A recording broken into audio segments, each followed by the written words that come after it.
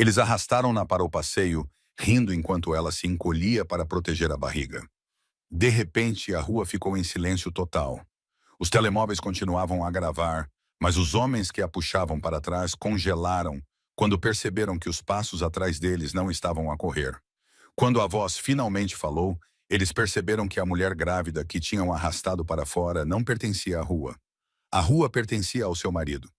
Se gostou desta história, não se esqueça de clicar no botão inscrever-se para não perder o que está por vir. Tenho outra história inesquecível para amanhã. Enquanto estiver aqui, entre nos comentários e diga-me de onde está a assistir.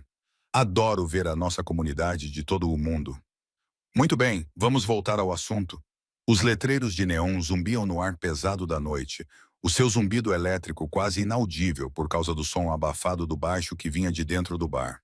A luz vermelha do letreiro do bar espalhava-se pelo pavimento molhado, misturando-se com o brilho azul do letreiro, aberto, e o brilho verde do trevo, 2 portas abaixo.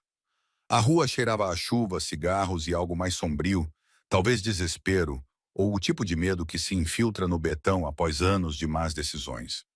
Bernardetta Leone estava sentada na cabine do canto, no interior. O seu vestido preto esticava-se sobre a barriga inchada e um casaco de couro cinzento estava drapeado sobre os ombros, oferecendo pouco calor contra o ar-condicionado agressivo do bar. Ela não deveria estar ali. Sabia que Cláudio lhe tinha dito para ficar em casa e descansar, enquanto os seus homens tratavam da reunião com o dono do bar, que andava a desviar dinheiro da proteção há 3 meses. Mas Bernardetta não gostava que lhe dissessem o que não podia fazer, especialmente quando era perfeitamente capaz de manter uma conversa. O dono do bar, um homem suado, com cabelo ralo e mãos trêmulas, olhou para o seu estado e começou a chorar. Literalmente a chorar. Prometeu ter o dinheiro pela manhã, jurou pela sepultura da mãe e implorou-lhe que não contasse ao Sr. Leone sobre o déficit. Ela simplesmente acenou com a cabeça, terminou a sua água com gás e levantou-se para sair. Foi então que ela os notou. 2 homens estavam parados perto da porta, vestindo camisolas com capuz, apesar da umidade. Correntes brilhavam nos seus pescoços. Um era alto e magro, usando um relógio de prata que refletia a luz cada vez que ele se movia. O outro era mais largo e agressivo na sua postura, vestindo jeans rasgados e parecendo que tinha passado a noite toda à espera que algo desse errado. Eles observaram-na levantar-se, ajeitar o casaco e caminhar em direção à saída com o equilíbrio cuidadoso de uma mulher grávida de 7 meses a navegar por um chão pegajoso com cerveja derramada. Primeiro, ela sentiu os olhos deles na sua barriga, depois no seu rosto e, por fim, na sua bolsa de couro cara, costurada à mão. Do tipo que gritava dinheiro num lugar onde a maioria das pessoas pagava com notas amassadas. O mais alto, Dominic, moveu-se primeiro. Ele colocou-se diretamente no caminho dela, com o capuz a esconder o rosto e a corrente a balançar ligeiramente enquanto se posicionava entre ela e a porta. Aonde vai? A voz dele transmitia aquela mistura particular de tédio e malícia que Bernardetta já tinha ouvido milhares de vezes. Homens pequenos a brincar ao poder. Para casa, respondeu ela calmamente, com o sotaque a revelar um leve tom italiano que nunca tinha perdido, apesar de 20 anos nos Estados Unidos. Enquanto isso, o segundo homem, Adam, contornou-a pela esquerda através do bar, cortando o seu ângulo para a saída lateral. Não sabia que o bar era seu. A voz de Bernardetta permaneceu calma, quase conversacional. Anos atrás, o pai de Cláudio lhe ensinara que no momento em que você levanta a voz, já perdeu o controle da situação. Dominic riu, produzindo um som feio e áspero. Tudo neste quarteirão pertence a nós, princesa, especialmente quando estás vestida assim, andando por aí como se fosses a dona do lugar. Ela podia sentir os outros clientes a observarem agora, os telemóveis a serem sacados lenta e discretamente. O barman fingiu limpar copos enquanto seus olhos se voltavam para o confronto. Richie tinha desaparecido completamente. Ele provavelmente saiu pela porta dos fundos no momento em que o problema começou a se formar. Não quero problemas, disse Bernardetta baixinho. Bernardetta disse baixinho. Estou apenas a sair. Tarde demais para isso. A mão de Dominique se esticou e agarrou o braço dela, com força suficiente para deixar marcas. Este é o nosso território. Não pode simplesmente passar por aqui sem prestar homenagem. Adam se aproximou do outro lado, cravando os dedos no outro braço dela. Lixo da zona alta, disse ele, pensando que pode se rebaixar aqui. Vamos ensinar-lhe boas maneiras. Eles puxaram-na. Os saltos de Bernardeta escorregaram no chão molhado de cerveja. O seu corpo inclinou-se para trás, o impulso levando-a em direção à saída, enquanto os dois homens a puxavam para a porta. Ela não resistiu. Ainda não. Lutar iria piorar as coisas, colocar o bebê em risco e forçá-la a revelar a sua verdadeira identidade antes que estivesse pronta. Em vez disso, ela memorizou. Dominic tinha aproximadamente 1,88 de altura, pesava talvez 82 quilos. Usava uma corrente de prata com um pingente de cruz, tinha uma pequena cicatriz acima da sobrancelha esquerda e cheirava a colônia barata e maconha. Adam tinha 1,80 de altura, pesava 90 quilos, usava um relógio de prata no pulso direito, era canhoto, usava jeans rasgados com um padrão específico de rasgos no joelho esquerdo e respirava pesadamente devido ao esforço, apesar do peso leve dela. A porta se abriu com violência e o ar noturno bateu em seu rosto. O pavimento encharcado pela chuva correu para encontrá-la e ela caiu com força, apoiando-se com a palma da mão direita, enquanto o braço esquerdo envolvia protetoramente a sua barriga. A dor percorreu o seu pulso. A sua bolsa bateu no betão ao lado dela e o seu conteúdo espalhou-se. Um batom, um espelho compacto, um telemóvel e a pequena carteira de couro que Cláudio lhe tinha dado no seu aniversário. Tire o seu rabo grávido da nossa rua, cuspiu Dominic, em pé sobre ela, o peito a arfar de excitação e adrenalina. A multidão de dentro tinha-os seguido até lá fora. Mais telemóveis, mais testemunhas, exclamou uma mulher ao fundo. Alguém murmurou sobre chamar a polícia, mas ninguém se mexeu. Ninguém se mexia. Bernardeta sentou-se no pavimento frio e molhado. O vestido tinha subido ligeiramente, o casaco estava torto e o cabelo caía-lhe sobre o rosto. Ela não chorou, não gritou, nem implorou. Simplesmente olhou para eles. Os seus olhos azuis estavam límpidos, perspicazes e memorizavam cada detalhe, cada palavra e cada segundo dessa humilhação. E então ela ouviu. Passos. Não eram passos a correr ou frenéticos, apenas firmes e deliberados. Aproximando-se de algum lugar atrás de Dominic e Adam. O tipo de passos que não se apressam porque não precisam. A multidão se mexeu. Alguém recuou. Uma mulher agarrou o braço da amiga e a puxou para o lado oposto da rua. Os lábios de Bernardeta se curvaram num sorriso minúsculo e frio. Adam percebeu primeiro. Dom, sussurrou ele com a voz subitamente tensa. Dom, alguém está a chegar. Mas Dominic ainda estava eufórico, sentindo-se invencível e convencido de que acabara de afirmar o seu domínio sobre uma mulher grávida aleatória que se aventurara no seu território. Ele não se virou. Não até que os passos parassem. Não até que toda a rua ficasse em silêncio, exceto pelo zumbido das luzes de neon e pelo som distante do trânsito.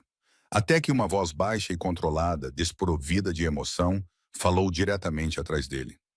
Senhores, creio que estão em cima da minha mulher. Dominic Covaliano controlava essas ruas desde os 16 anos. Passara 9 anos lutando, se esforçando e provando seu valor em uma cidade que mastigava homens fracos e os cuspia em pedaços. Ele não era fraco. Tinha-se certificado disso. Começou como vigia para traficantes de rua, depois passou para cobranças e, finalmente, para a fiscalização. Aos 23 anos, ele e Adam tinham construído o seu próprio pequeno reino. 4 quarteirões com bares, lojas de bebidas e negócios noturnos que lhes pagavam pela proteção. Não era muito comparado com os verdadeiros jogadores que controlavam bairros inteiros, mas era deles. Nesses 4 quarteirões, a palavra de Dominic era lei. Ela provavelmente é daquele novo condomínio. Adam murmurou ao lado dele, observando Beneta se esforçar para recolher seus pertences espalhados pelo chão molhado. Sabe aqueles lugares luxuosos que estão a ser construídos em Riverside? Eles estão sempre a passear por aqui achando que é autêntico. Dominic acenou com a cabeça, os olhos a acompanhar os movimentos da mulher com foco predatório. Olha para aquele casaco. Custa 500 libras, não é? 2.000. E a bolsa é de couro verdadeiro, não daquela porcaria sintética.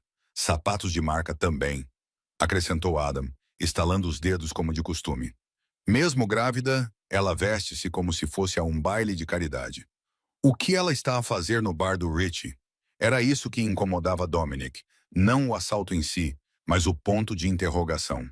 Mulheres como ela não entravam simplesmente no território deles. Elas pegavam um Uber para pubs gastronômicos da moda 3 quarteirões ao norte, com manobrista e cocktails que custam $20. Elas não se sentavam sozinhas em bares onde os banheiros não eram limpos adequadamente desde 2019. Mas ela estava sozinha. Ele observou-a por 20 minutos antes de agir. Viu-a sentar-se calmamente no canto do bar. Viu o velho Richie praticamente prostrar-se diante dela como se fosse da realeza. A maneira como Richie, que lhes devia $300 em dinheiro de proteção, ignorou as mensagens de texto de Dominic a noite toda, mas sentou-se atentamente com essa estranha, também o irritou. Talvez ela seja assistente social, sugeriu Adam, embora seu tom deixasse claro que ele não acreditava nisso. Ou advogada. Pode estar a verificar Richie por alguma questão legal. Não me importa o que ela é, respondeu Dominic, sentindo aquela familiar onda de poder que vinha de impor limites. Ela paga ou aprende a não voltar. Adam mudou de posição, e Dominic percebeu algo na expressão do seu parceiro. Hesitação, talvez, ou dúvidas. Hesitação, talvez, ou dúvidas. Adam sempre fora o cauteloso, calculando os riscos, enquanto Dominic agia por instinto. Tens a certeza disso, meu? A voz de Adam baixou. Mulher grávida, todas essas câmaras. É exatamente por isso que fazemos isso. Dominic o interrompeu bruscamente. Câmaras não significam nada se ninguém souber quem somos. Capuzes levantados, cabeças baixas. E esteja ela grávida ou não, ela precisa aprender as regras. Todos precisam aprender as regras. Essa era a filosofia de Dominic. Era o código que o mantinha vivo e no controle. Respeito não era dado. Era conquistado. No momento em que você mostrasse fraqueza devido às circunstâncias ou simpatia, ou deixasse alguém escapar, você estava lá acabado. Outras pessoas sentiriam essa fraqueza como um rasto de sangue. Seu pai lhe ensinou isso antes de desaparecer quando ele tinha 12 anos. Sua mãe reforçou isso através de sua amargura, seus namorados e seu vício. As ruas gravaram isso nos seus ossos durante a sua primeira passagem pela detenção juvenil aos 17 anos. O poder era tudo, e o poder exigia demonstração. Olha para ela, disse Dominic, apontando com desdém para Benedetta, que estava sentada imóvel no pavimento, com as mãos ainda a proteger a barriga inchada. Ela não está a revidar, nem sequer está a chorar. É isso que é estranho, insistiu Adam, estreitando os olhos. A maioria das pessoas atirar-se-ia ao chão. Gritariam ou implorariam, ou pelo menos tentariam levantar-se. Ela está simplesmente sentada ali. Dominic também tinha reparado nisso, mas interpretou-o de forma diferente. Ele viu submissão, enquanto Adam viu outra coisa. Para ele, o silêncio dela significava que ela aceitava a hierarquia. Ela tinha entrado num território ao qual não pertencia. Estava com medo. Ela é orgulhosa demais para demonstrar, declarou Dominic com confiança. Ela é orgulhosa demais para demonstrar. Pessoas ricas são assim. Acham que se agirem com calma e dignidade, nós simplesmente recuaremos. Talvez devêssemos, disse Adam baixinho. Dominic virou a cabeça rapidamente para o seu parceiro. O quê? Só estou a dizer, nós deixamos claro o nosso ponto de vista. Ela está no chão, todos viram. Ela sabe que não deve voltar. Por que insistir mais? Porque não é assim que funciona.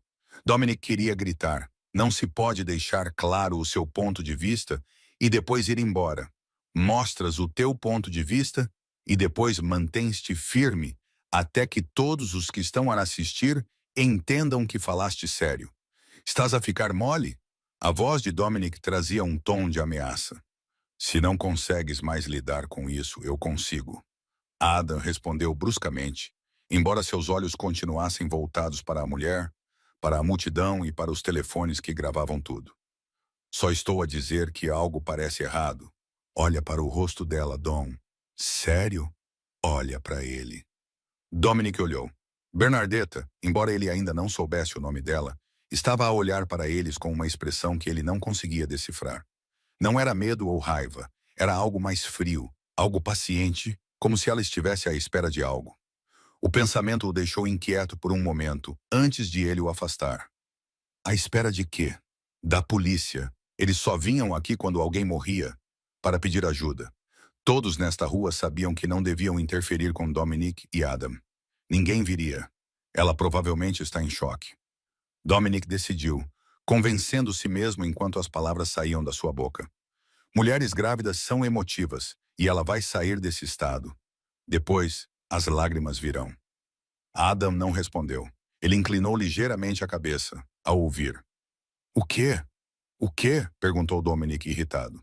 Passos, sussurrou Adam. Atrás de nós, Dominic quase riu. É uma rua pública, gênio. As pessoas andam. Mas então ele também ouviu. Não eram passos dispersos e aleatórios de pessoas a passar. Eram passos singulares, deliberados e cada vez mais próximos. A energia da multidão mudou. As conversas cessaram. No meio da frase, as pessoas deram um passo para trás, criando um espaço que não existia segundos antes. Quando Dominic finalmente se virou, a última coisa que viu antes de todo o seu mundo desabar foi um homem alto, com um longo casaco preto e tatuagens visíveis no pescoço e nas mãos. Ele caminhava em direção a eles com uma certeza que não precisava de explicação. O tipo de certeza que acaba com vidas. Bernardetta aprendeu a ter moderação antes de aprender a amar. O seu pai, Jeppe Maroney, ensinou-lhe que o poder era algo silencioso. Ele dirigia metade do distrito financeiro de Milão a partir de um escritório de canto sem placa na porta. E ele fez isso sem nunca levantar a voz. Pessoas barulhentas são pessoas desesperadas. Ele disse isso a ela quando ela tinha 8 anos. Elas gritam porque têm medo de que ninguém as ouça de outra forma. Ela levou essa lição consigo através do Atlântico quando se casou com Cláudio aos 23 anos. Levou-a consigo através dos sussurros e olhares de soslaio dos colegas dele, que a consideravam uma princesa mimada e um risco, alguém que entraria em colapso na primeira situação de perigo. Provou que estavam errados de forma silenciosa e metódica, tal como o pai lhe ensinara. Agora, sentada no pavimento frio com a mão a proteger a vida que crescia dentro dela, Bernardetta sentiu a mesma calma a envolver-lhe o corpo como uma armadura. A dor irradiava da sua palma arranhada. A sua anca latejava onde tinha batido no betão. O seu vestido estava molhado e provavelmente estragado. Nada disso importava. O que importava era o bebê, com 7 meses de gestação. Já era forte o suficiente para que ela pudesse sentir os seus pontapés a cada poucas horas. O que importava eram a memória, os detalhes e a precisão. O que importava era que, quando Cláudio lhe perguntasse o que tinha acontecido, ela fosse capaz de lhe contar tudo sem que as suas emoções obscurecessem os fatos. Foi o mais alto Dominic que agarrou primeiro o seu braço esquerdo, com força suficiente para deixar marcas. 5 pontos de pressão distintos, os dedos dele cravando-se na carne macia acima do cotovelo. O segundo, Adam, agarrou o seu braço direito com a mão esquerda, confirmando que era canhoto. Um detalhe que poderia ser importante mais tarde.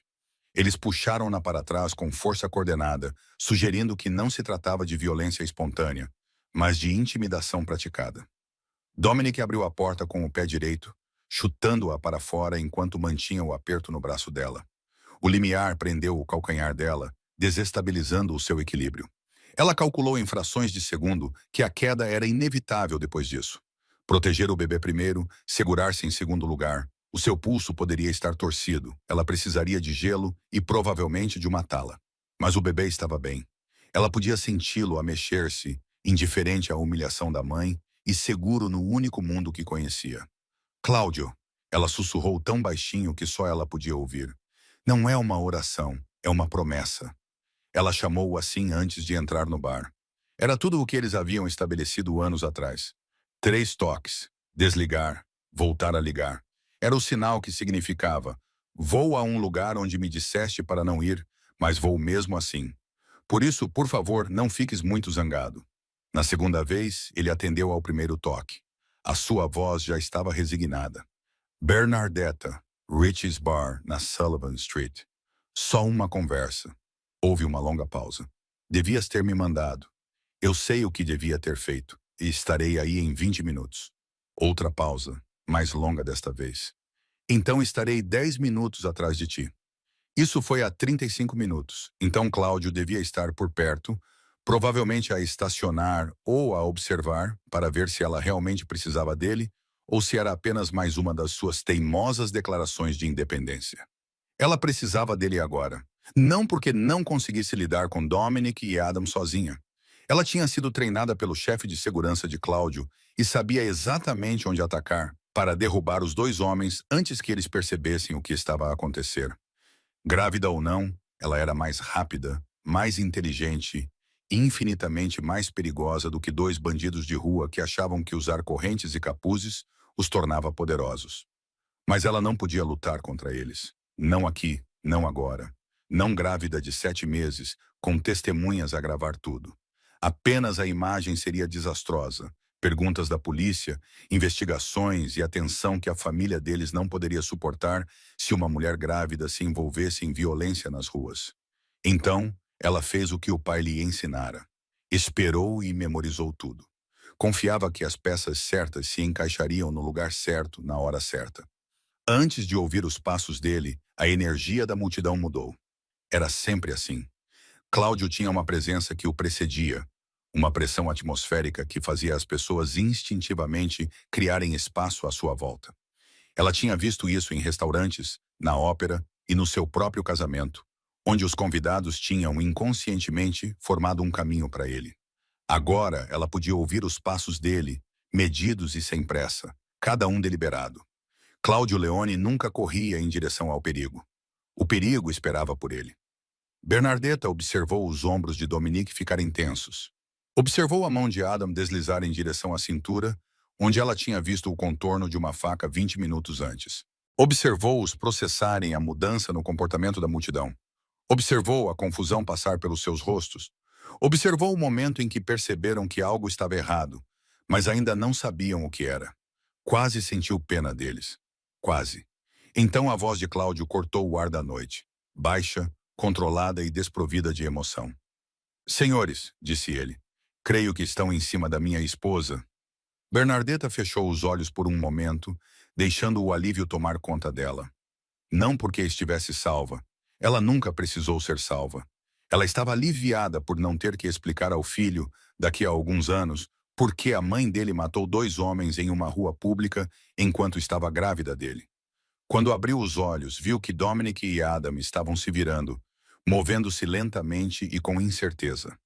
A multidão tinha recuado mais 3 metros, com os telemóveis ainda a gravar, mas agora segurados por mãos trêmulas. E lá estava Cláudio, 1,90, ombros largos e movendo-se com a confiança fluida de um homem que nunca questionou o seu lugar no mundo. O seu longo casaco preto balançava ligeiramente a cada passo. Era feito sob medida para o seu corpo. Tatuagens marcavam o seu pescoço. Um trabalho intricado que desaparecia sob a gola. Mais tinta decorava as suas mãos, agora visíveis quando as tirou dos bolsos.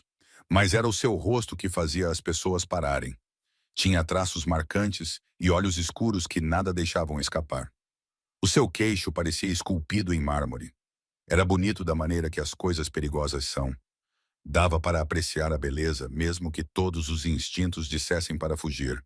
Mas ele não estava a olhar para Dominic ou Adam. Ele estava a olhar para ela. Os seus olhos escuros a examinavam em busca de ferimentos, sangue ou qualquer outra coisa que exigisse uma resposta imediata. Estou bem, disse Beneta, respondendo à sua pergunta não verbalizada. O bebê está bem. Só então o olhar de Cláudio se desviou para os 2 homens parados entre eles. Agora, disse ele baixinho, podemos discutir o que vai acontecer a seguir. Cláudio Leone matou o seu primeiro homem quando tinha 19 anos. Não foi porque ele queria ou gostava disso. Foi porque o homem que matara o seu pai estava sentado num café em Nápoles, bebendo café expresso e rindo sobre como tinha sido fácil atirar 3 vezes em Giovanni Leone. Cláudio entrou no café, sentou-se em frente ao homem e esperou que ele parasse de rir. Então, cortou a garganta dele com uma faca, pagou pelos 2 cafés e saiu antes que o corpo caísse no chão. Isso foi há 23 anos. Desde então, ele aprendeu que a violência tinha o seu lugar, o seu propósito e as suas aplicações precisas. Mas também aprendeu que a ameaça de violência era muitas vezes mais eficaz do que o ato em si. Os homens temiam o que não podiam prever. Temiam o silêncio mais do que os gritos. Temiam o controlo mais do que o caos. Naquele momento, atrás dos dois bandidos que acabavam de arrastar a sua esposa grávida para a rua, Cláudio irradiava das três coisas. Ele observava do seu carro quando Beneta entrou no bar, 40 minutos antes. Viu-a sentar-se com Richie. Viu os ombros do patético dono do bar tremerem, com o que provavelmente eram soluços, e viu a sua expressão calma, enquanto ouvia as desculpas que o homem dava. Também tinha visto Dominic e Adam posicionarem-se junto à porta e observarem-na. Tinha visto o momento em que decidiram que ela era a presa. Saiu do carro, mas não se apressou. Apressar-se teria sugerido pânico, e Cláudio nunca entrava em pânico. Simplesmente caminhou a um ritmo moderado, dando tempo a Benedetta para lidar com as coisas sozinha, se assim o desejasse, e dando a esses dois idiotas corda suficiente para se enforcarem. Eles superaram as suas expectativas. Agora, ele observava-os virar-se, as suas expressões mudando rapidamente de confusão para reconhecimento e horror. Cláudio sentiu aquele frio familiar instalar-se no seu peito. Não era raiva. A raiva era quente e confusa e tornava os homens descuidados. Isto era outra coisa. Era matemática, causa e efeito, ação e consequência. Senhor Leone, gaguejou Dominique, levantando as mãos num gesto que era metade defesa, metade rendição. Nós não fizemos isso. Não estávamos. Você não estava. O quê? A voz de Cláudio permaneceu conversacional, quase curiosa. Ele deu mais 3 passos à frente, diminuindo a distância até estar perto o suficiente para ver as gotas de suor na testa de Dominique. Apesar do ar frio da noite, você não estava a arrastar uma mulher grávida para a rua. Você não estava a atirá-la para o chão. Você não estava em pé sobre ela como se ela fosse lixo. Adam ficou completamente imóvel. O seu rosto ficou sem cor. A sua mão direita permaneceu perto da cintura. Cláudio acompanhou o movimento com o tipo de atenção que o manteve vivo por 2 décadas, num negócio onde a atenção aos detalhes era fundamental. Toque nessa faca, disse Cláudio suavemente, e você estará morto antes que ela saia do seu cinto. A mão de Adam congelou, depois se afastou lentamente, com as palmas agora levantadas e visíveis. Rapaz esperto, pensou Cláudio. Estúpido, mas ensinável. Passou pelos 2 homens sem olhar para eles, com toda a sua atenção voltada para Bernardetta.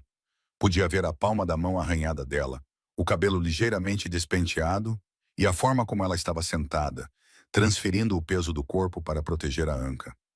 Ela estava ferida, embora não gravemente, apenas o suficiente para causar dor.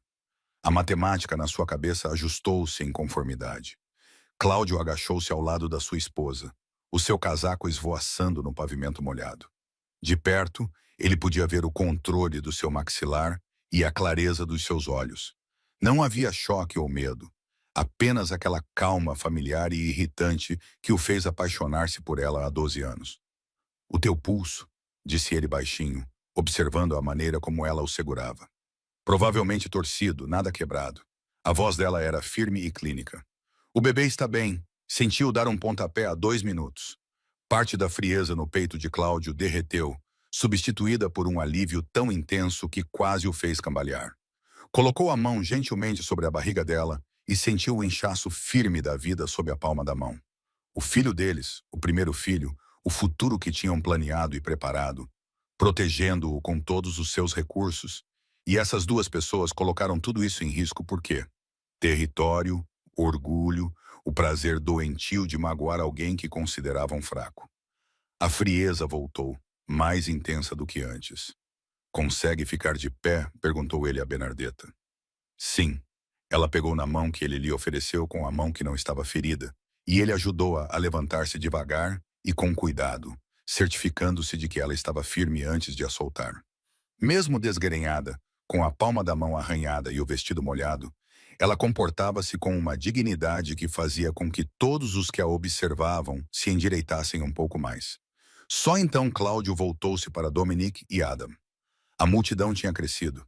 Havia mais telemóveis, mais testemunhas e mais documentação deste exato momento. Cláudio podia ver rostos e janelas acima do bar. Ele podia sentir a mudança na atmosfera à medida que a notícia se espalhava pela rua. Cláudio Leone estava ali. Cláudio Leone estava ali. Algo estava prestes a acontecer. Nomes, disse ele simplesmente. Para Dominique Covalino, disse o mais alto. Este é Adam, Adam Russo. Cláudio memorizou os dois nomes, juntamente com todos os detalhes visíveis. Dominic tinha aproximadamente 1,88 m de altura, uma cicatriz visível acima da sobrancelha da esquerda, uma corrente de prata com um pingente em forma de cruz e cheirava a maconha e colônia barata. Adam tinha 1,80 m, era canhoto e usava um relógio de prata no pulso direito. Tinha uma faca na cintura e respirava rapidamente, mais por medo do que por esforço. Trabalham nesta rua? Perguntou Cláudio, ainda num tom conversacional e calmo. Sim, cuidamos da segurança do Dominic, começou ele, mas parou, aparentemente percebendo que qualquer explicação só pioraria as coisas. Segurança, repetiu Cláudio, deixando a palavra pairar no ar como um laço. Vocês fornecem segurança, proteção, mantêm as pessoas seguras.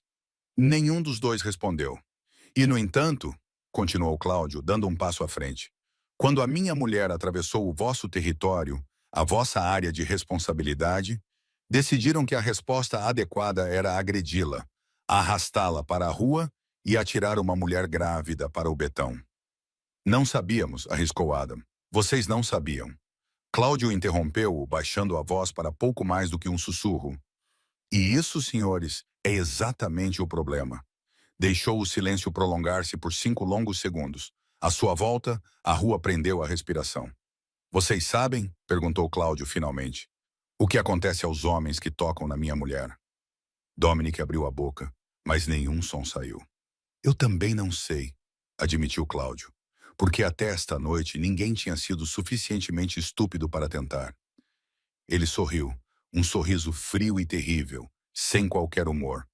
Parabéns, vocês estão a fazer história. O nome Leone tinha peso nesta cidade da mesma forma que a gravidade. Invisível, inevitável, inescapável. O avô de Cláudio havia lançado as bases na década de 1960, controlando jogos de azar e esquemas de proteção em Little Italy, com mão de ferro envolta em diplomacia aveludada.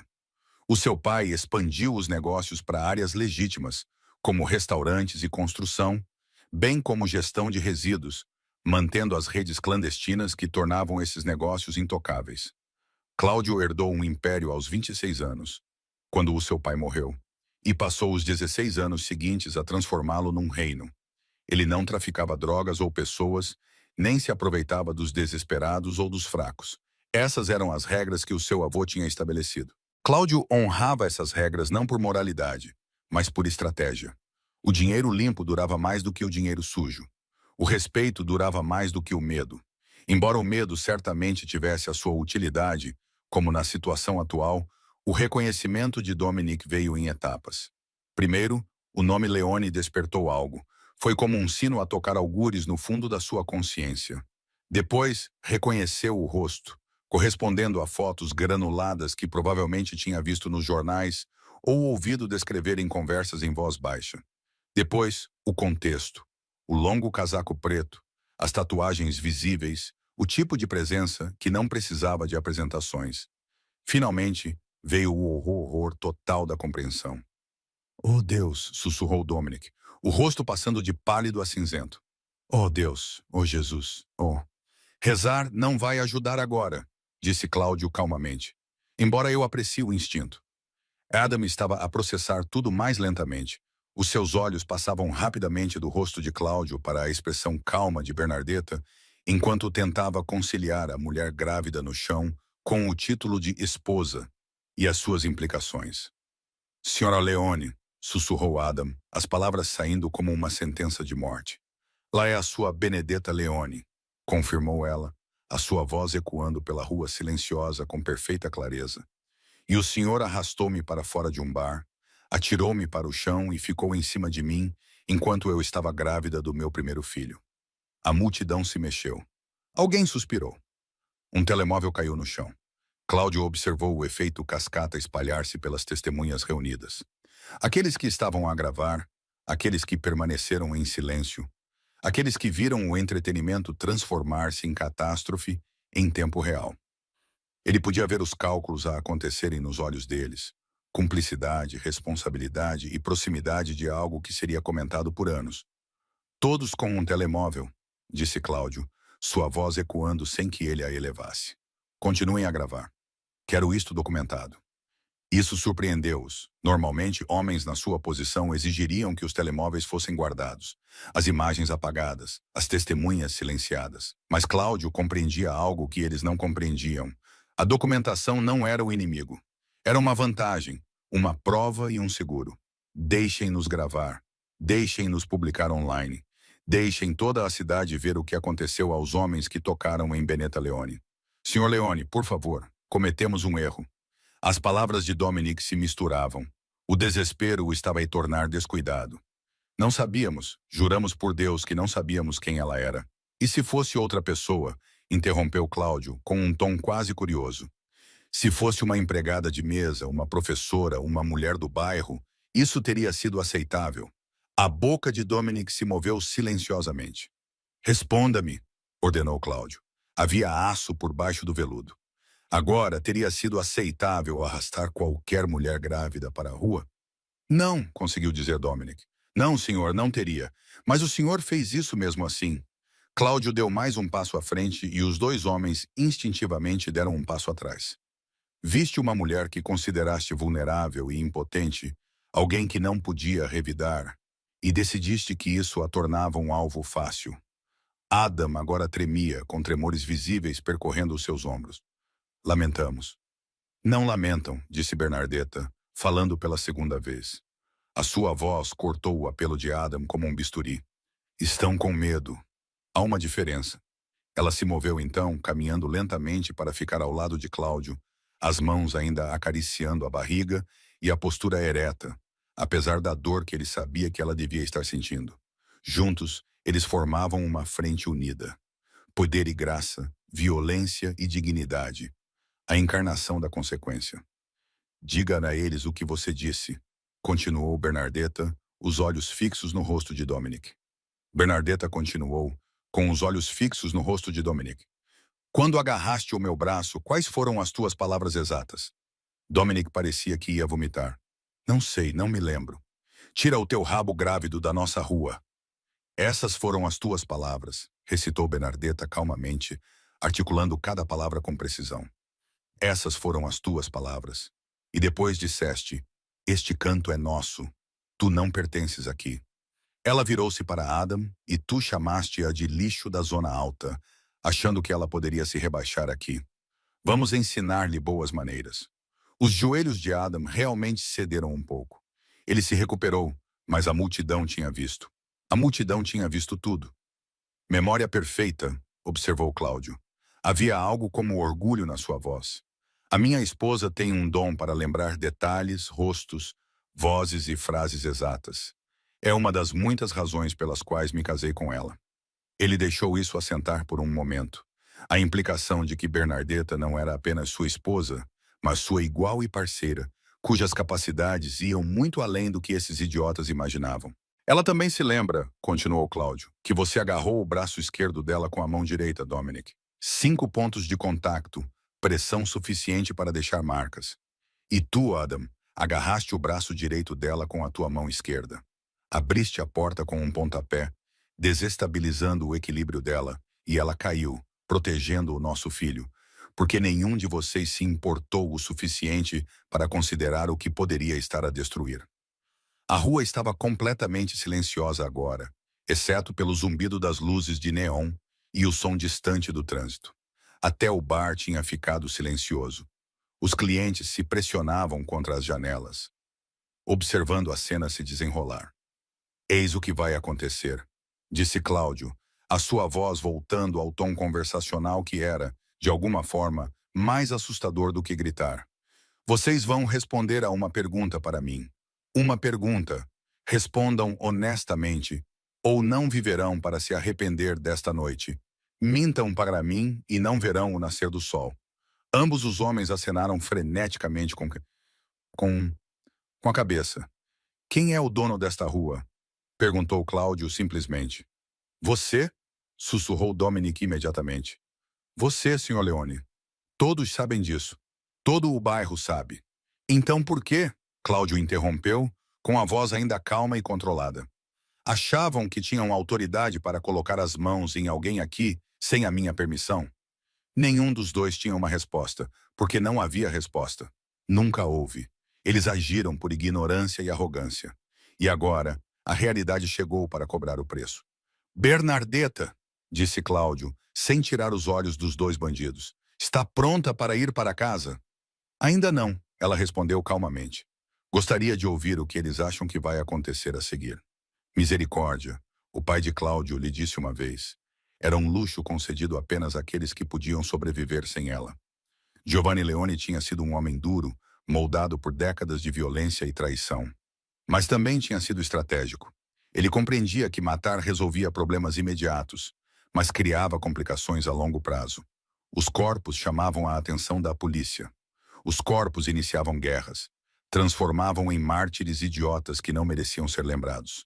Os mortos não podem aprender, disse Giovanni, e não podem espalhar a mensagem. Cláudio interiorizou essa lição. Ele construiu a sua reputação, não com base nos corpos que deixou para trás. Embora houvesse algumas baixas inevitáveis num negócio baseado na dissuasão, ele concentrou-se nos homens que deixou viver. Esses homens andavam por aí como avisos vivos. As suas vidas destruídas eram uma prova do que acontecia quando se cruzava o caminho da família Leone. Dominique e Adam estavam prestes a juntar-se a essa fraternidade. Por favor, dizia Dominique, com as mãos ainda levantadas, a voz a falhar de desespero. Por favor, Sr. Leone, faremos qualquer coisa. Vamos sair da cidade. Farão exatamente o que eu mandar, interrompeu Cláudio. Cláudio interrompeu. Nada mais, nada menos. Ele virou-se ligeiramente e acenou para 3 homens que surgiram da multidão durante o confronto. Eles não apareceram de repente. Eles se posicionaram gradualmente e profissionalmente. A sua presença foi registrada por todos que assistiam, mas ninguém comentou. Essa era a marca de uma boa segurança, visível o suficiente para ser respeitada, mas não ameaçadora.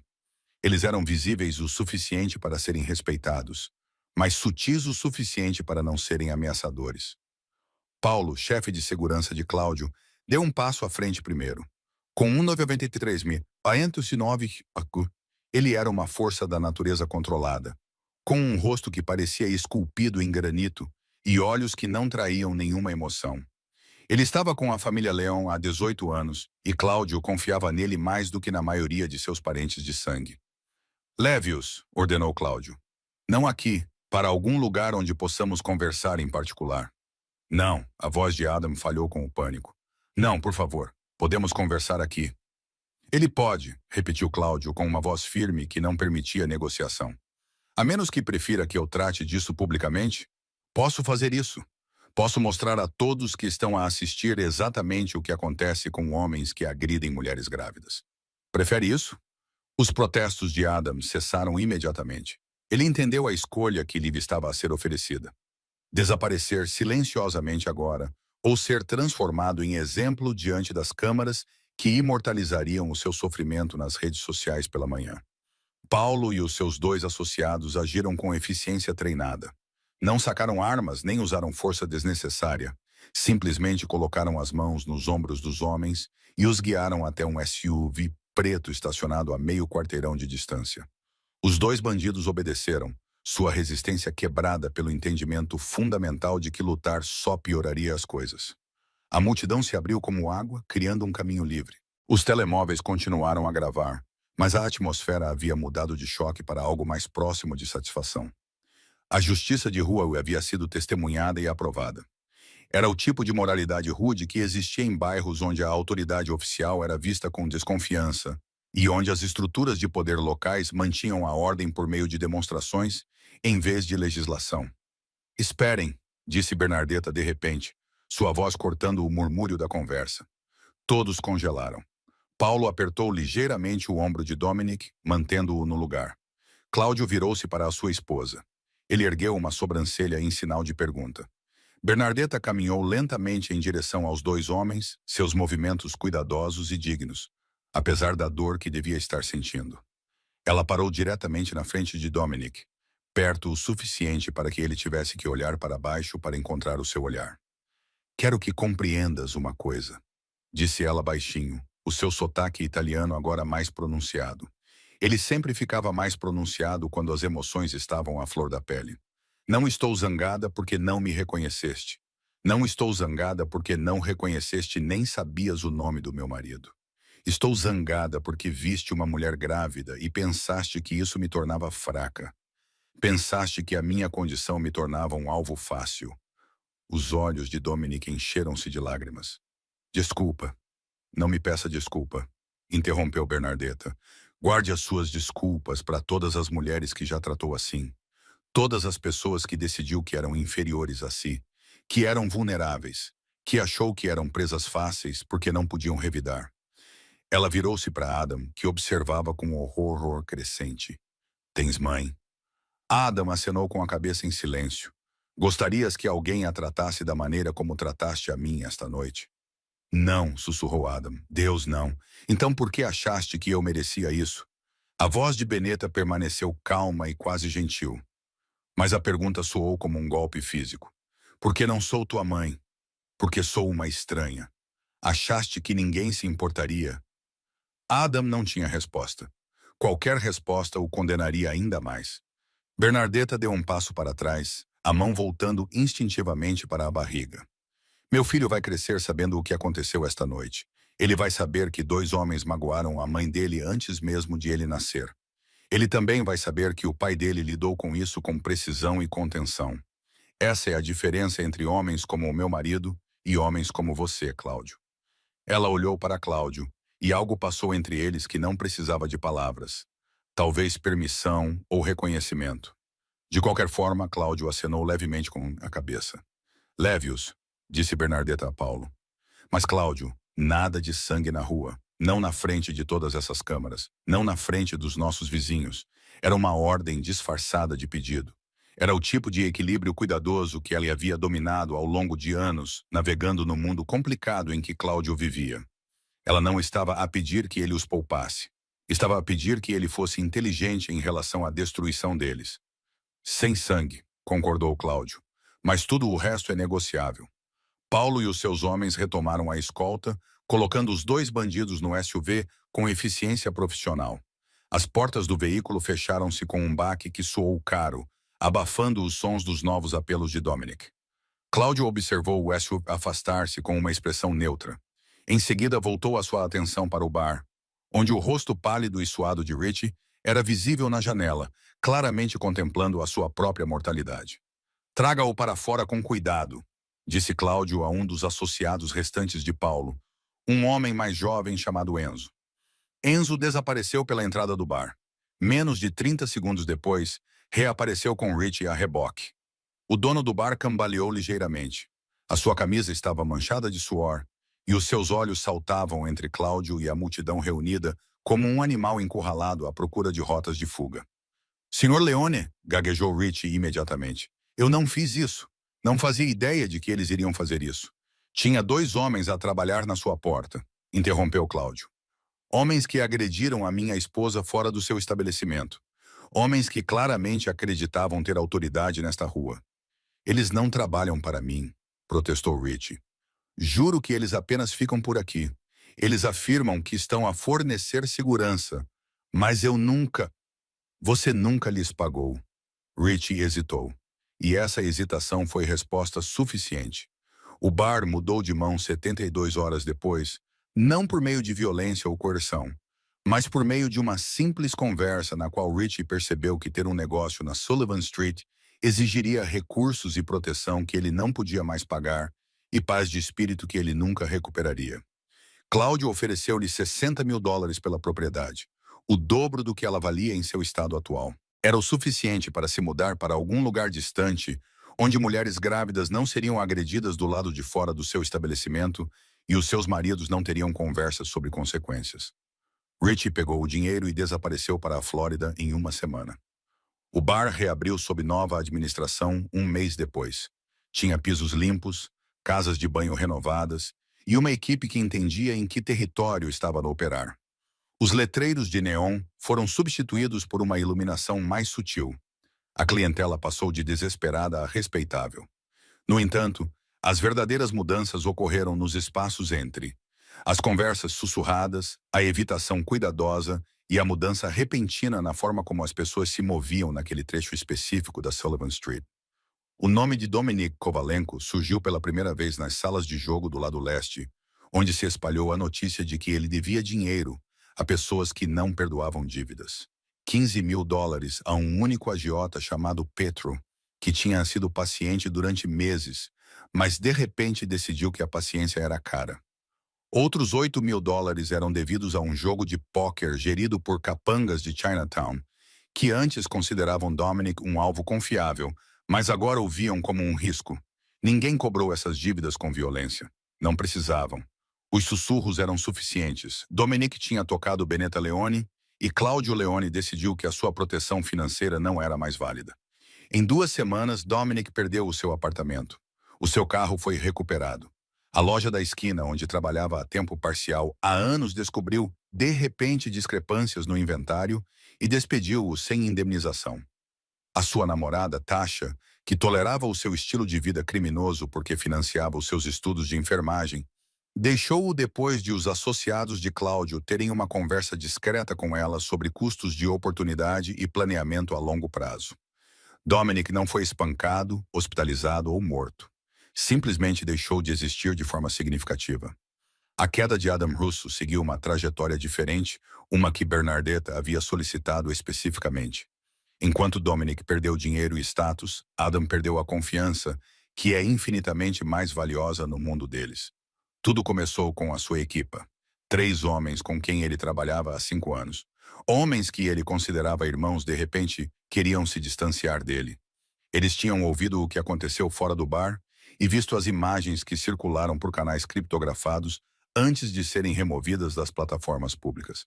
Eles tinham ouvido o nome de Cláudio Leone associado à sua operação e percebido que estar perto de Adam agora significava estar perto de consequências que não podiam arcar. Então veio a atenção da polícia. Não havia nada evidente, nenhuma prisão ou acusação, apenas uma presença policial aumentada. Os carros de patrulha passavam 2 vezes mais vezes pelas esquinas habituais de Adam. Os agentes paravam para conversar com os seus associados, fazendo perguntas casuais sobre as suas atividades e conhecidos.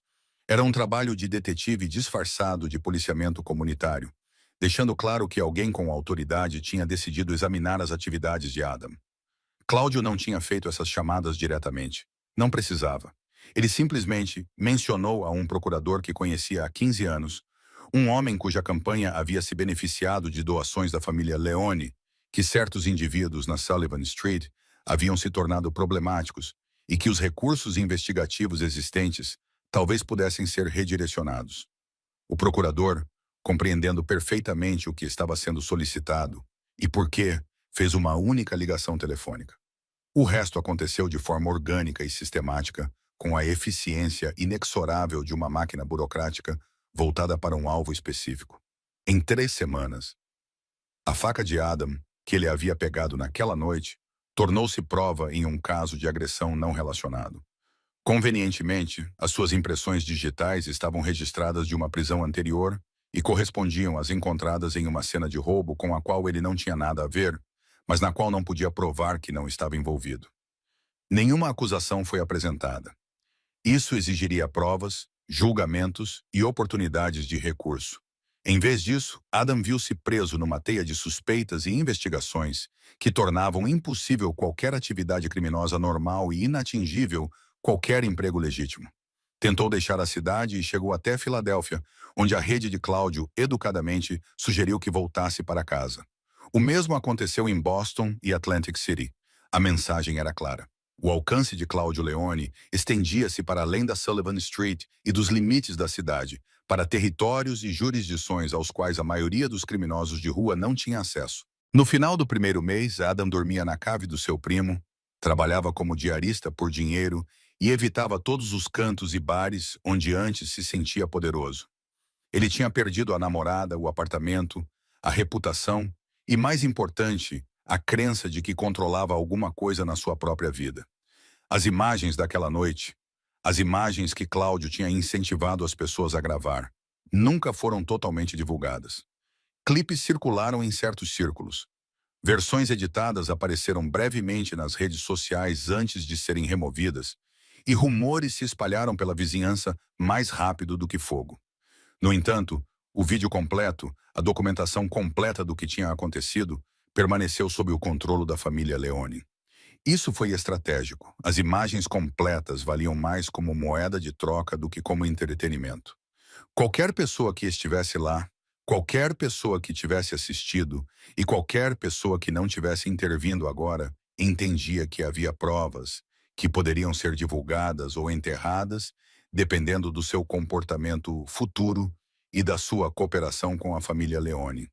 3 dias após o incidente, Paulo visitou o segurança, Jimmy Ree, que estava a trabalhar na porta naquela noite, e viu Dominic e Adam agarrarem Benetta, mas se afastou em vez de intervir. Não foi uma visita violenta, foi apenas uma conversa sobre responsabilidade, consciência e saber quando agir versus quando pedir ajuda. Jimmy manteve o emprego num restaurante de propriedade de Leone a 6 quarteirões de distância. No entanto, nunca mais trabalhou na segurança. O seu novo cargo era de lavador de pratos, com um horário que significava que nunca mais seria responsável pela segurança de ninguém, exceto pela limpeza dos pratos. A multidão de testemunhas que gravou tudo não recebeu nenhum contato direto, mas perceberam mudanças. A rua parecia mais segura. A presença policial aumentou ligeiramente, mas não de forma opressiva. As luzes da rua que estavam avariadas há meses foram repentinamente reparadas. Os grafites foram limpos prontamente. A melhoria do bairro não foi coincidência.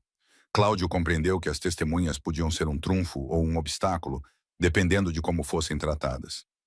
Aqueles que assistiram à agressão à sua esposa, documentaram o incidente e não fizeram nada para ajudá-la, precisavam entender que a estabilidade do bairro dependia da conscientização, de saber quando pedir ajuda e de reconhecer que o silêncio permite a violência. No entanto, eles também precisavam ver que denunciar, documentar e testemunhar podiam ter consequências positivas. Nesse caso, a rua ficou mais segura porque as evidências foram registradas. O bairro melhorou porque alguém com recursos decidiu que a melhoria atendia aos seus interesses. Esta foi uma lição sobre dinâmicas de poder que não precisava de explicação. As pessoas compreenderam-na instintivamente. A família Leone protegeu aqueles que documentaram a verdade, puniu aqueles que facilitaram o dano e recompensou a cooperação com estabilidade. Em 6 semanas, a Sullivan Street transformou-se de um lugar onde mulheres grávidas eram agredidas para um lugar onde isso nunca mais aconteceria. Isso não se deveu à polícia ou às leis, mas porque todos os que viviam lá agora compreendiam exatamente quem estava a observar. O armazém na periferia industrial da cidade não tinha janelas ou marcas identificativas que o distinguissem dos outros edifícios anônimos que se alinhavam à beira-mar. No interior, luzes fluorescentes zumbiam no teto, projetando sombras duras no chão de betão completamente limpo, que ainda exalava o cheiro fraco de desinfetante industrial. Dominic e Adam estavam sentados em cadeiras de metal no centro do espaço vazio, com as mãos amarradas atrás das costas. As luzes do teto iluminavam os seus rostos de uma forma que os fazia parecer mais jovens, mais vulneráveis e mais pequenos do que realmente eram. Cláudio estava a 5 metros de distância, sem casaco e com as mangas da camisa enroladas até os cotovelos, revelando as tatuagens que cobriam os seus antebraços. Paulo estava à sua direita, silencioso e imponente. 2 outros homens, Enzo e um associado mais velho chamado Gianni, estavam junto às saídas. Estavam ali há 6 horas, sem serem torturados ou espancados, apenas sentados em silêncio enquanto Cláudio fazia telefonemas e conduzia os negócios como se eles nem estivessem presentes. Isso era pior do que a violência teria sido. Entendem? Cláudio disse finalmente, colocando o telefone sobre uma mesa próxima. Passei as últimas 6 horas a destruir as vossas vidas. Dominic ergueu a cabeça e arregalou os olhos. Adam emitiu um som que poderia ter sido um gemido. Dominic, Cláudio continuou num tom coloquial, quase amigável. Você deve $15.000 ao Petro. Sabia que ele tem sido paciente com você porque pensava que você tinha conexões?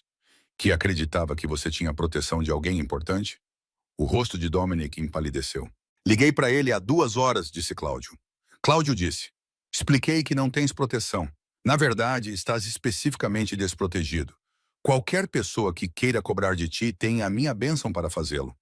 Ele pegou no telemóvel, percorreu algo e virou o ecrã para Dominic. Ele já enviou 3 homens para o teu apartamento. Eles estão à tua espera pacientemente. A respiração de Dominic acelerou quando o pânico tomou conta da racionalidade. Por favor, Sr. Leone, por favor. Eu posso pagar-lhe. Só preciso de tempo. Não tens tempo, interrompeu Cláudio. Também deves 8.000 ao jogo de póquer de Chinatown. Eles foram informados do mesmo acordo. E o teu senhorio? Comprei o teu prédio esta tarde. O teu contrato termina em 72 horas. Adam estava a chorar agora. Lágrimas silenciosas escorriam pelo seu rosto e os seus ombros tremiam com soluços reprimidos. Adam!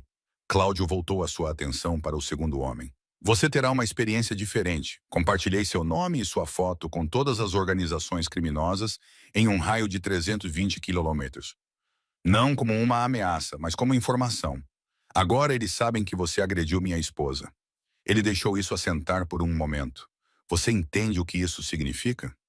Significa que, onde quer que você vá, as pessoas vão reconhecê-lo. Elas saberão o que você fez. Também saberão que a família Leone se lembra. Não serás morto. Isso seria mostrar misericórdia. Mas nunca mais serás confiável. Nunca serás aceite, nunca serás nada mais do que o idiota que agrediu Benedetta Leone. O choro de Adam intensificou-se, todo o seu corpo convulsionando com o peso da compreensão. Também estou a conversar com a polícia, continuou Cláudio. Nada dramático. Apenas a certificar-me de que eles entendem que certos indivíduos na Sullivan Street têm operado sem a supervisão adequada. O teu nome foi mencionado em conexão com vários casos não resolvidos. Agressão, roubo, extorsão. Eu não fiz isso, começou Adam.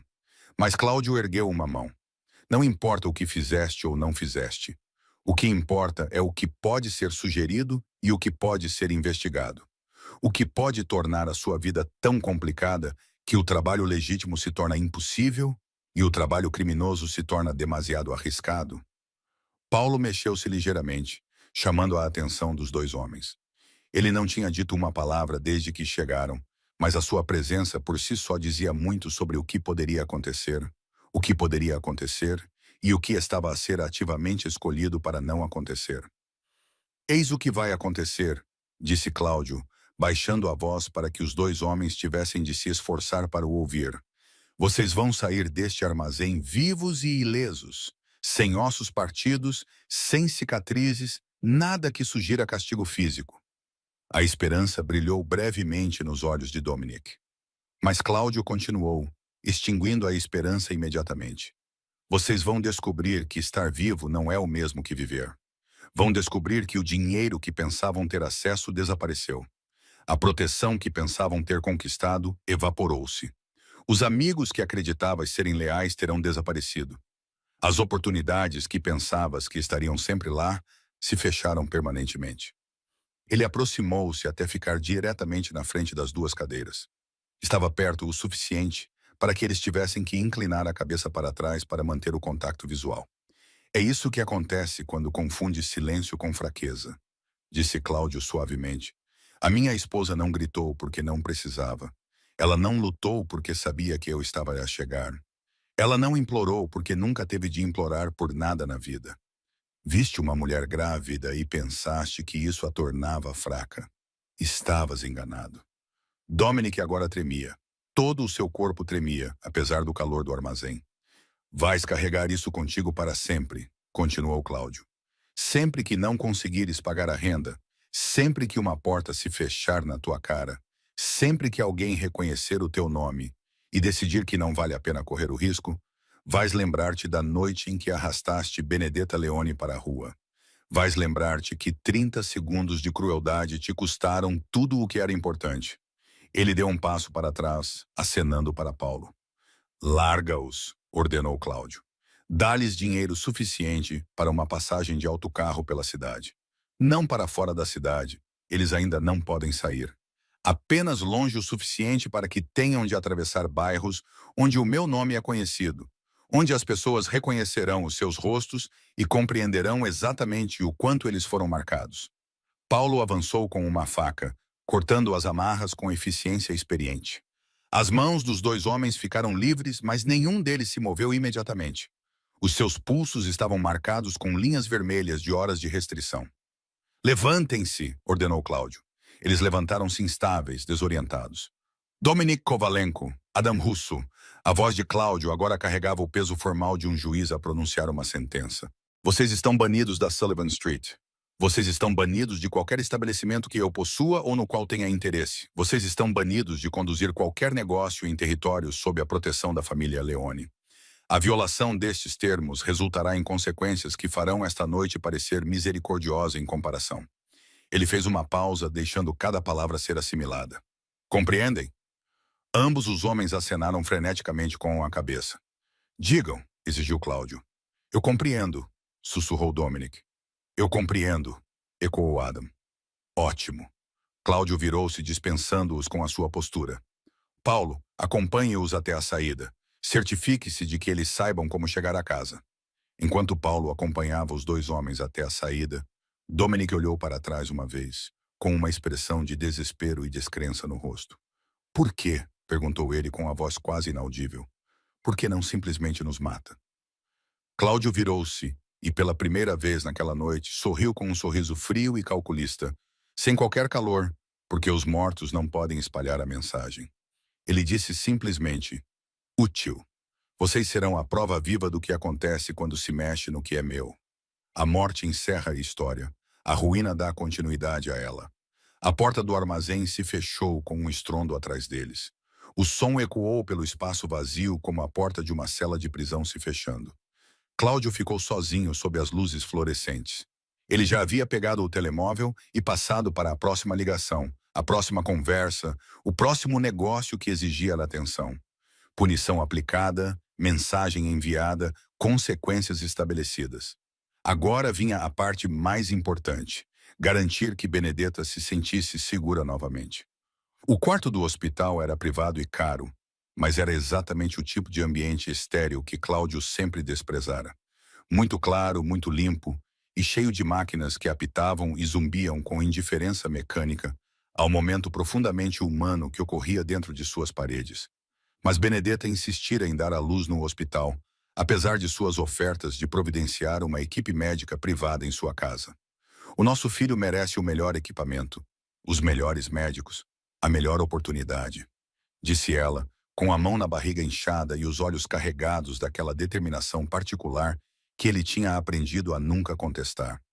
Então, ali estavam eles, 2 meses após o incidente na Sullivan Street, numa suíte privada no último andar do hospital, com Paulo posicionado do lado de fora da porta e 2 homens adicionais posicionados no elevador e na escada.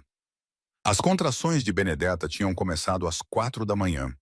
Agora eram quase 8 da noite, e Cláudio tinha visto a sua esposa suportar 16 horas de dor crescente, com a mesma dignidade tranquila que ela demonstrou enquanto estava sentada no pavimento encharcado pela chuva.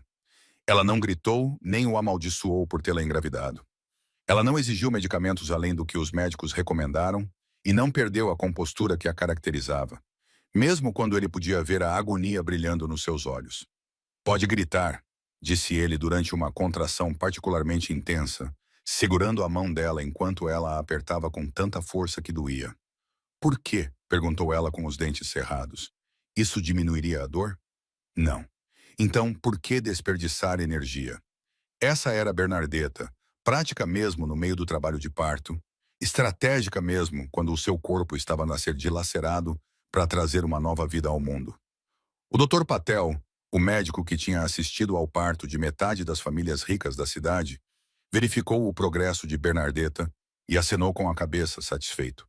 Está quase, Senhora Leone. Mais 1 hora, talvez menos. Está a ir muito bem. Cláudio já tinha estado em situações em que homens apontavam armas à sua cabeça, em que as negociações corriam mal e em que bastava uma palavra errada para que a violência explodisse. Ele lidara com tudo isso com calma calculada e pensamento estratégico. O tipo de controlo que o mantivera vivo por 2 décadas num negócio perigoso.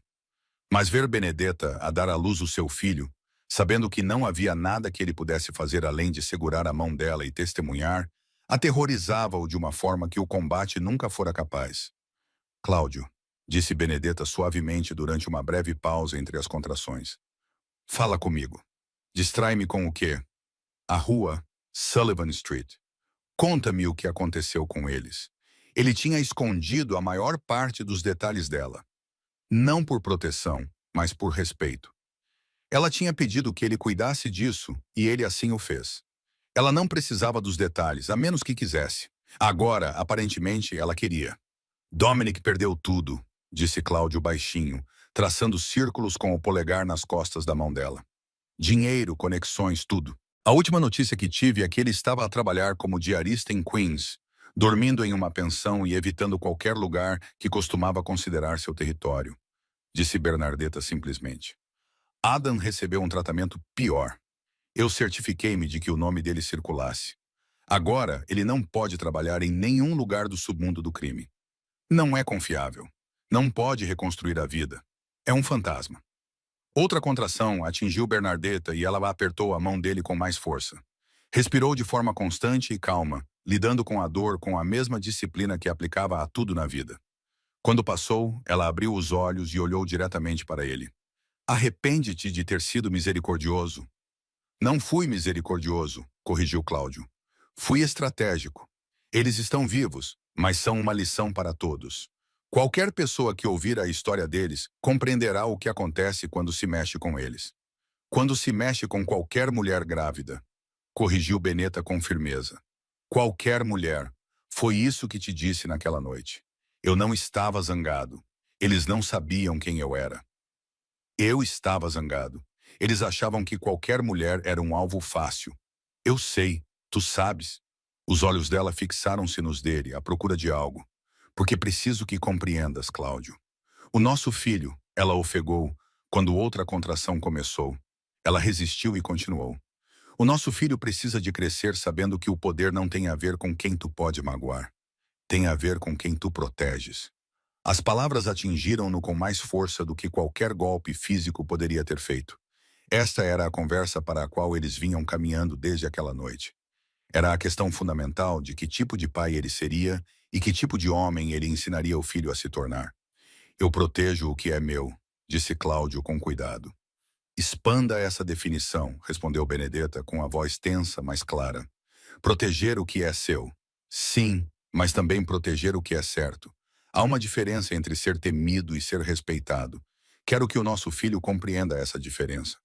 O Dr. Patel regressou, verificou o progresso de Benedetta e sorriu. Hora de fazer força, Sra. Leone. O seu bebê está pronto para conhecê-la. Tudo acelerou depois disso com as instruções do médico. As enfermeiras encorajavam-na. A respiração controlada de Benedetta transformou-se num esforço determinado. O mundo de Cláudio reduziu-se a apenas esta sala.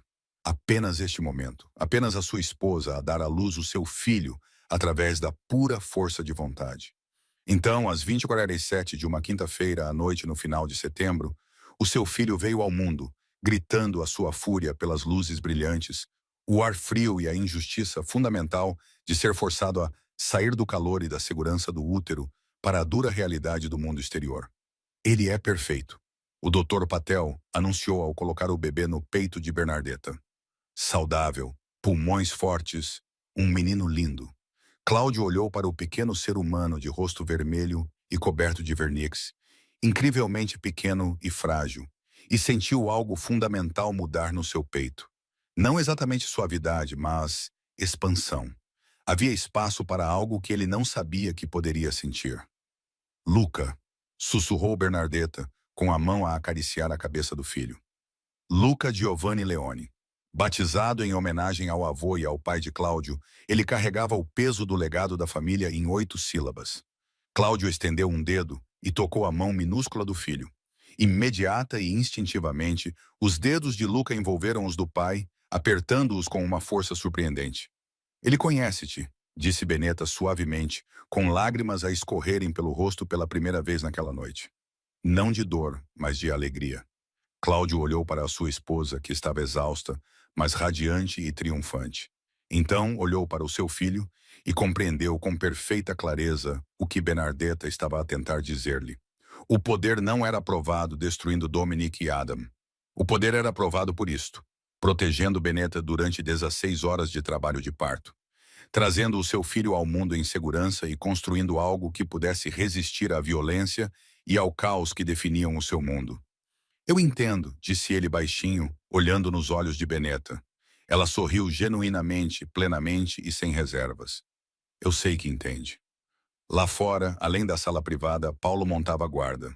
Por toda a cidade, as pessoas cochichavam sobre a Sullivan Street, sobre as consequências e o preço de contrariar a família Leone.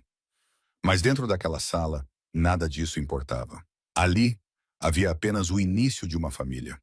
Numa tarde fria de outubro, Bernardetta caminhava lentamente pela Sullivan Street, com passos cuidadosos e medidos. A sua mão repousava no carrinho de bebê, onde Luca dormia tranquilamente debaixo de um cobertor azul marinho bordado com as suas iniciais. Ela não voltava lá desde aquela noite. A recuperação do parto levou semanas. Depois, cuidar de um recém-nascido consumiu todo o seu tempo e, para ser honesta, ela não sentiu necessidade de voltar. A rua não tinha nenhuma importância particular além do que tinha acontecido ali.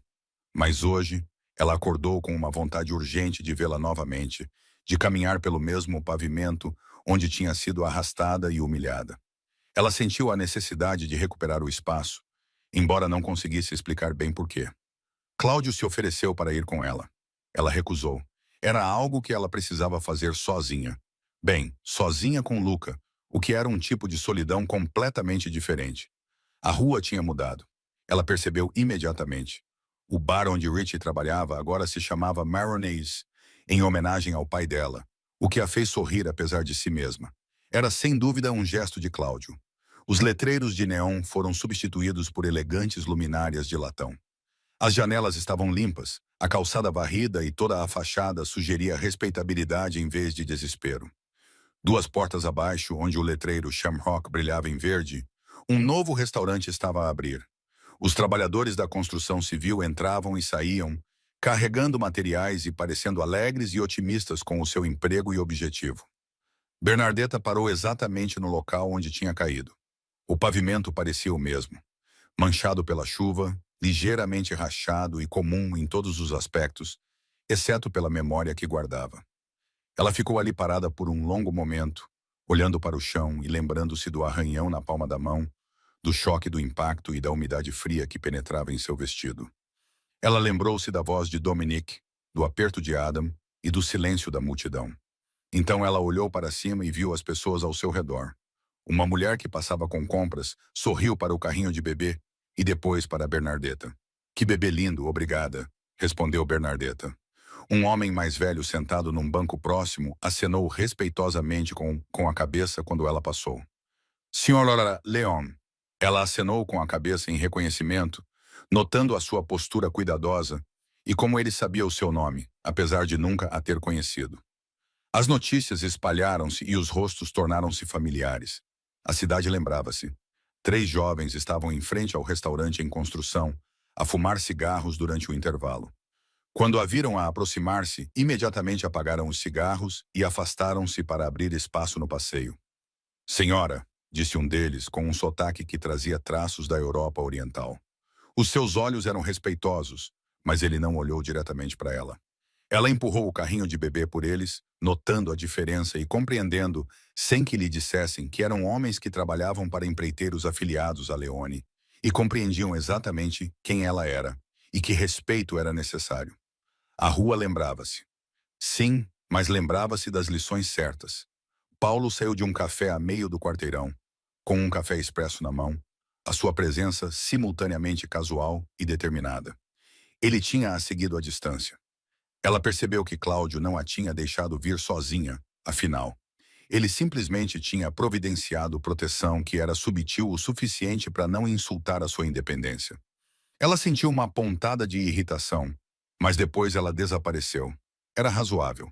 Afinal, ela ainda era a mulher que fora agredida nesta rua e Cláudio ainda era o homem que prometera consequências para qualquer um que ameaçasse o que era seu. "Senhora Leone", Paulo cumprimentou-a, acompanhando-a ao lado do carrinho de bebê. "Dia lindo para um passeio." "É mesmo", ela concordou, sem mencionar a vigilância e sem tornar a situação constrangedora. Caminharam em silêncio amigável por meio quarteirão antes de Paulo falar novamente. "A rua está melhor agora." Não era uma pergunta, mas Beneta respondeu mesmo assim. "Sim, mais limpa, mais segura." O Sr. Leon queria que soubesse que ninguém que trabalha nestes quarteirões agora é como eles. Todos os que operam aqui entendem as regras. Respeito, dignidade e proteção para aqueles que não podem se proteger. Beneta olhou para ele, notando a formulação cuidadosa e a maneira como ele estava a transmitir uma mensagem de Cláudia, sem tornar isso óbvio. Ele mudou a cultura, não apenas puniu dois homens. Exatamente. Paulo sorriu levemente. Ele disse que você entenderia essa distinção. Chegaram ao fim da Sullivan Street, onde ela cruzava com uma avenida mais larga, cheia de trânsito, barulho e a agitação anônima da vida urbana. Bernardetta parou ali, olhando para trás, para o quarteirão que acabavam de atravessar. Desta distância, parecia tranquilo e comum. Apenas mais uma rua, cheia de lojas, pedestres e o ritmo cotidiano da vida urbana. Mas ela sabia a verdade. Ela sabia o que tinha acontecido ali, o que tinha sido desencadeado ali e como isso tinha transformado fundamentalmente as coisas, porque dois homens tolos tomaram uma decisão catastrófica.